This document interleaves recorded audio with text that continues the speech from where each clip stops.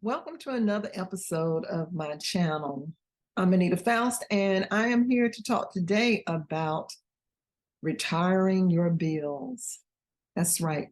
Isn't it exciting? You can have extra money in your pocket, but you always have to plan what you're going to do with the money, because if you don't, it'll just poof, disappear.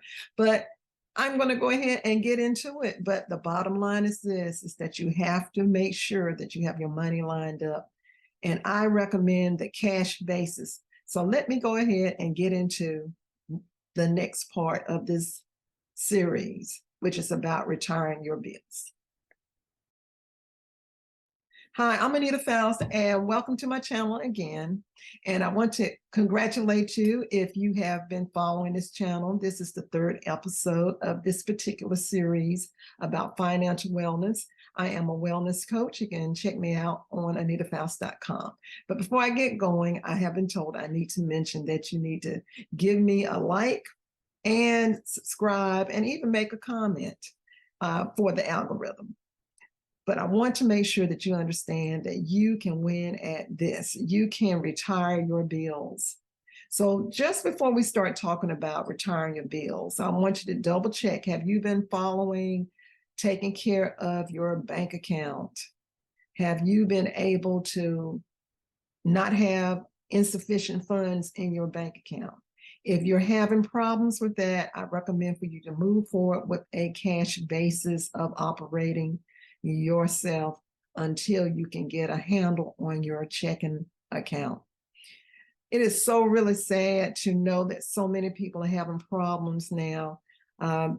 Money is not where it used to be. During COVID, people were getting checks. The government was helping people out with various positive amounts of money that they were putting into the bank accounts. But now I'm not hearing so much about that. We really have to cinch up our belts and we have to start dealing with reality. So I've already talked about moving your money to another bank. If you're doing an automatic deposit from your job, and I know some jobs require that, then to try to get yourself together, you just need to move your automatic deposit to another bank until you can get your bank situation straight, because the bank is going to get their money first. You can have insufficient funds, and when your paycheck comes in, that bank is going to get your money. Now, I'm saying pay your bank. I'm not telling you not to pay your bank, but you need to be in control of it, because like I said before, I've seen people who were weeping or being angry at the bank because something happened crazy with their bank account where something like this happened. You need to be in control of your money. But I'm going to move on and talk about retiring your bills. Food, clothing, and shelter. That's the first thing that you need to take care of. Before we can talk about retiring anything, you need to take care of a place to live. You've got to have running water, food, and of course, clothing. Now, clothing doesn't cost that much money if you know how to go and shop at thrift stores, or if you know how to take care of what you already have.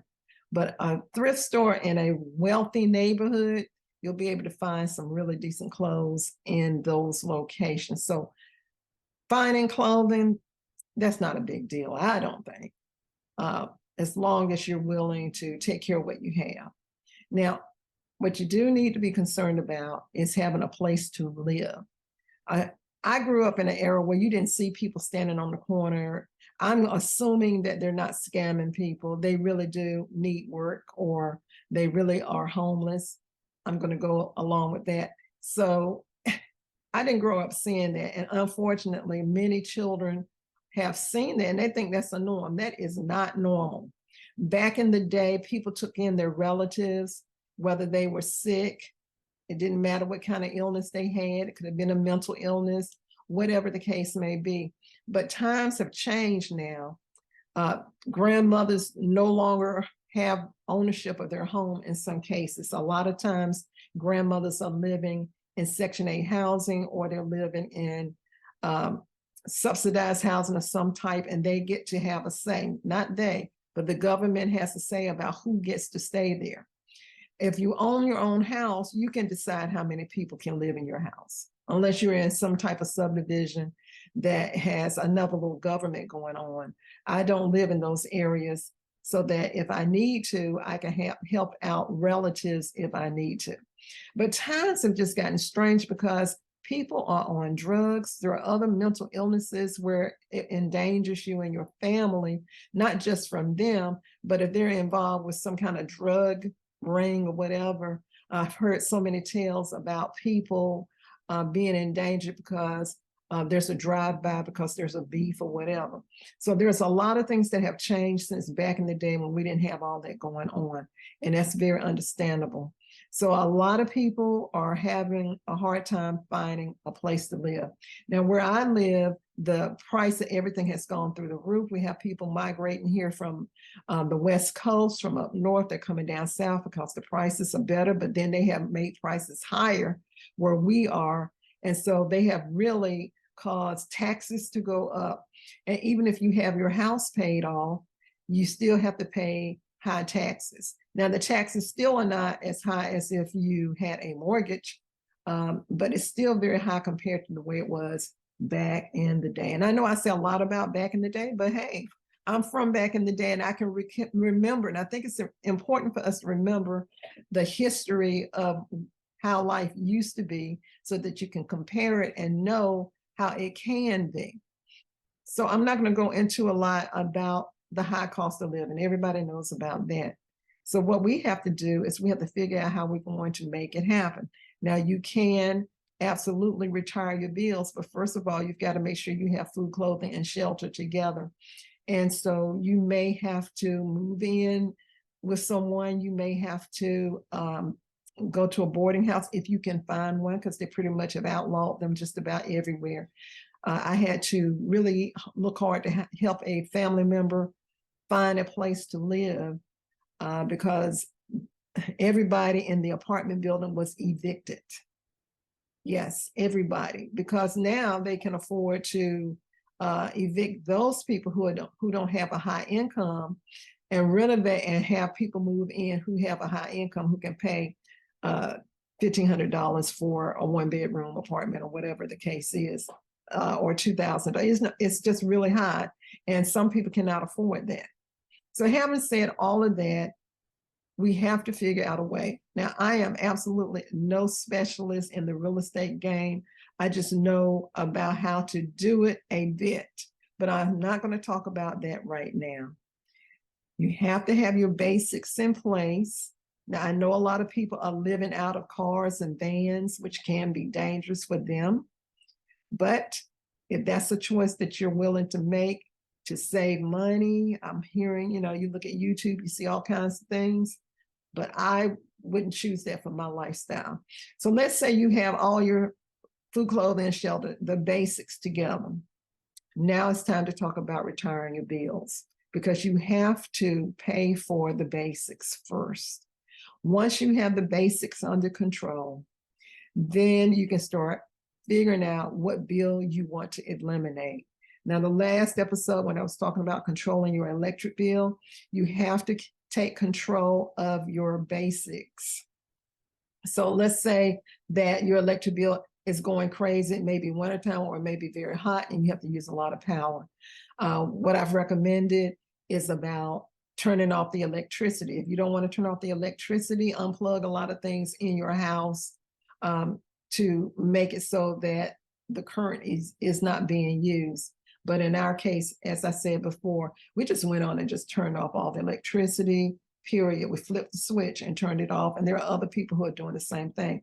And our bill went down quite a bit. Like I said before, it was $450, which surprised us. It shouldn't have been that high. But once we flipped the switch, of course, it came down to something more believable, which is like $30.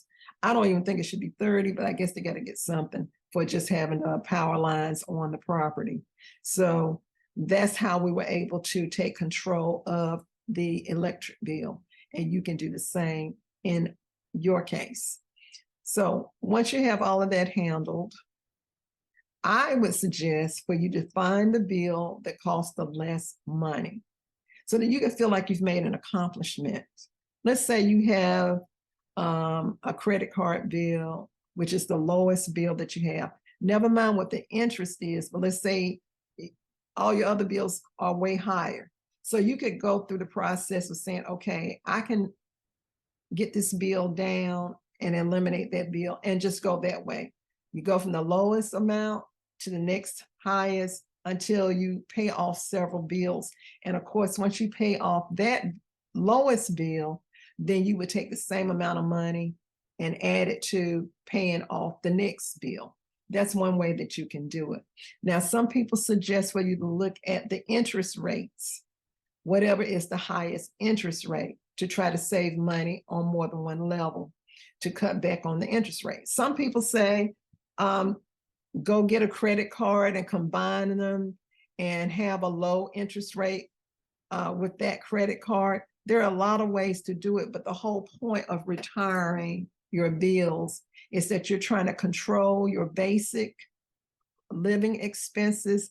And instead of me, in my case, instead of paying $450 for a light bill, now I have that money to pay for something else.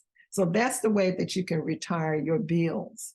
Now, there is a book out there by a young lady named Michelle Kulp, K-U-L-P. She has this book, and it's called Digital Retirement. And her book goes through this whole process where she's talking about how to do exactly what I am describing. And she goes into it a bit further where she talks about multiple streams of income. In her case, she's talking about writing a book a month. I'm not going to go into all the details of her book, but her book is fantastic. I highly recommend her book. It's called Digital Retirement. And a lot of people think retirement equals to being old or 65. No.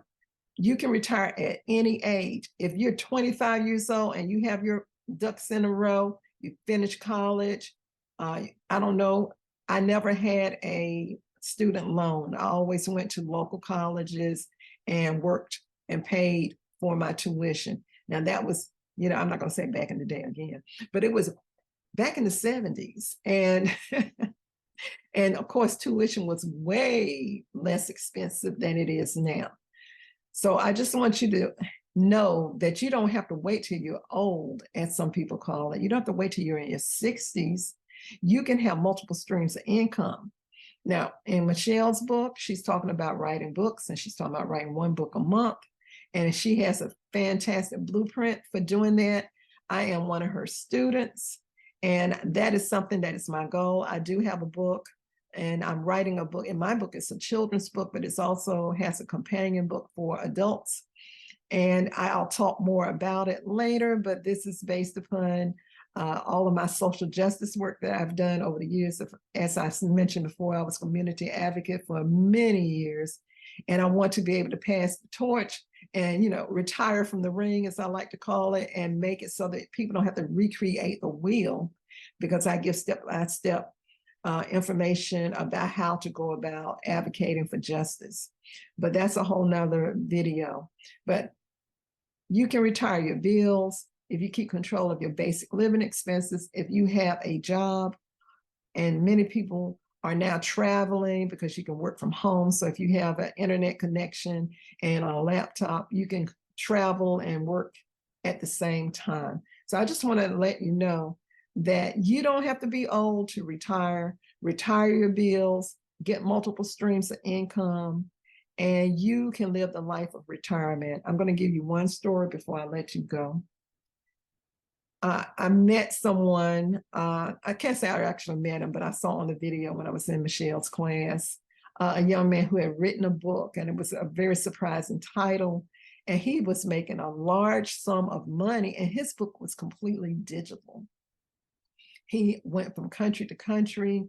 The last place I think he was calling from, he was in, I think, Mexico. So he really, and he was young. He was probably maybe in his late 20s.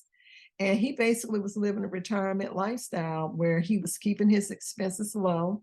He had this book that he had written that was bringing in a nice chunk of change. And he probably had money also from other sources. And I'm just saying that this is a reality and you can make this a reality for you. You don't have to work forever. You don't have to wait for the golden uh, watch to retire. You can actually retire at a very young age if you understand how to handle your money. So I'm not going to keep going on and on about it. It's very simple, the way that I've already described it. And of course, if you get an opportunity, go on digital, go on, you can go on Amazon. I know she sells her book on Amazon and check out her book. It's Digital Retirement by Michelle Culp. Hi, I'm Anita Fowles. Thank you again for tuning in. And please, if I was able to inspire you to retire early and retire your bills, or just to take control of your spending, take control of your cash, give me a thumbs up, give me a like, subscribe, and also make a comment. Thank you so much and have a great evening.